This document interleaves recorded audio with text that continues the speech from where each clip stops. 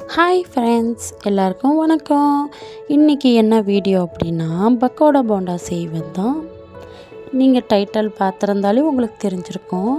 சரி, சும்மா பேசி டைம் வேஸ்ட் பண்ணாமல் வீடியோக்குள்ளே போகலாம் வாங்க.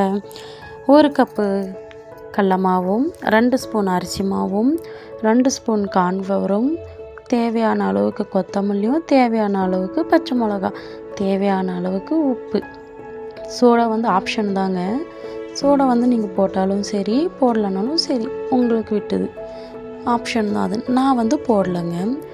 அதுக்கப்புறம் வெங்காயம் உங்களுக்கு எவ்வளோ வேணுமோ அவ்வளோ நீங்கள் அரிஞ்சிக்கணும். நீளமாக கட் பண்ணி அதை நல்லா உதிரி மாதிரி பிசைந்து மாவோடு போட்டு பிசைந்துக்கணும். அதுக்கப்புறம் லைட்டாக, கொஞ்சம் நிறைய சேர்த்துறாதீங்க, லைட்டாக சும்மா ஒரு 2 பொட்டு தண்ணி மாதிரி விட்டு, கொஞ்சமாக தண்ணி விட்டு நல்லா கொஞ்சமாக தண்ணி விட்டாலே நல்லா பிரிஞ்சு வந்துடுங்க.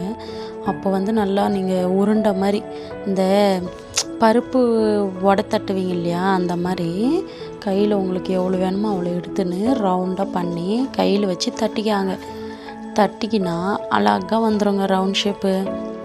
அதே மாதிரி எல்லாமே பண்ணி வச்சுக்காங்க.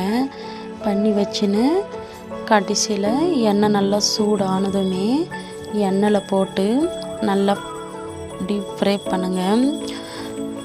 ப்ரௌன் கலரில் வரணுங்க. போண்டா வடையெல்லாம் எப்படி எடுப்பீங்களோ அதே மாதிரி தாங்க. நல்லா பாருங்கள், அது ஃப்ரை ஆவ சூப்பராக வருங்க. சொல்லும்போது எனுவாயிலே எச்சு ஓடுதுங்க. நீங்களாம் கண்டிப்பாக ஒரு டைம் ட்ரை பண்ணி பாருங்கள், சூப்பராக இருக்கும்.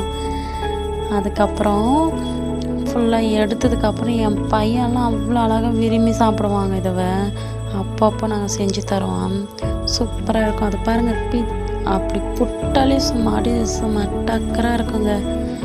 நீங்கள் கண்டிப்பாக செய்யுங்க. வீட்டுக்கு யாரும் கெஸ்ட் வந்தால் கூட செய்யலாம், செஞ்சு கொடுங்க, சாப்பிட்டோம். இந்த வீடியோ உங்களுக்கு பிடிச்சிருந்தால் லைக் பண்ணி சப்ஸ்கிரைப் பண்ணுங்கள். மறுபடியும் அடுத்த வீடியோவில் பார்க்கலாம். பாய்ங்க, டாட்டா.